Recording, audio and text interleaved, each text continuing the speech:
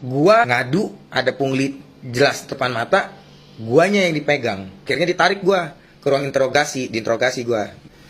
Surat terbuka nih buat semua samsat. Hari ini gua dari Samsat Bekasi kan.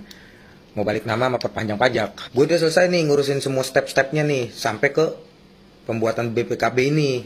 Pas gue udah tiba di loketnya, gue kasih semua berkas gue tuh.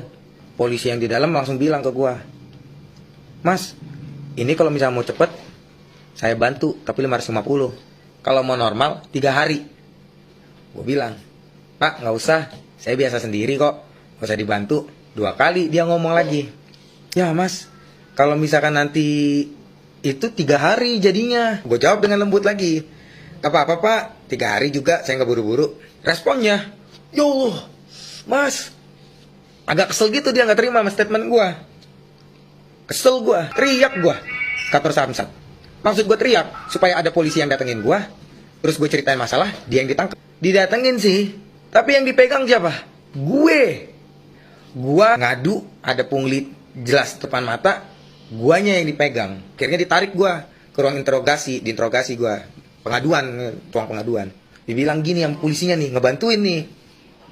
Ya udah mas, kan bapaknya kan niat bantu, tapi bapaknya kan nolak.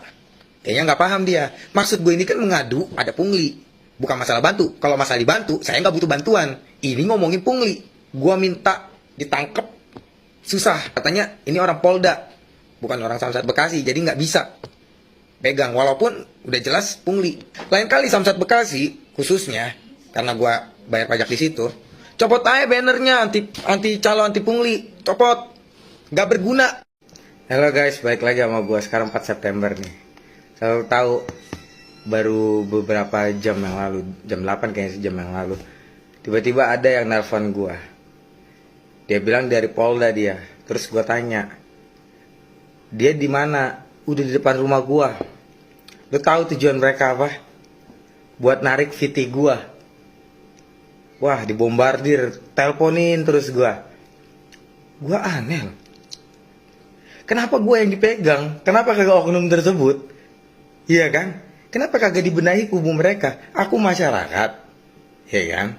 Kita masyarakat mengadu. Kok malah kita yang dibombardir ya? Gue bilang, kalau misalkan emang pengen ini, pengen bertemu, oh iya, mereka datang kagak ada surat perintah coba. Udah cross the line banget bro. Cross the line banget. Nyamperin orang, polisi. Wah parah. Cross the line banget. Terus gue bilang, sebagai permintaan maaf, gue bilang, pecat itu orang.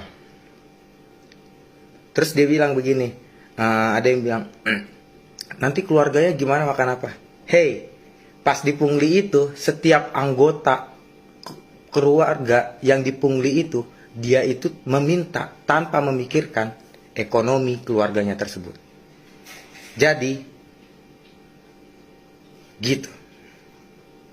Update terbaru nih, tanggal 5 September sekarang, yang kasus pungli tanggal 3 kemarin di Samsat Kota Bekasi. Gue terima kasih sebelumnya sama netizen yang udah bantuin gue viral dan juga ikut mengawal kasus ini. Gue hari ini ketemu dengan Propam asli, dia ngajakin gue ketemuan.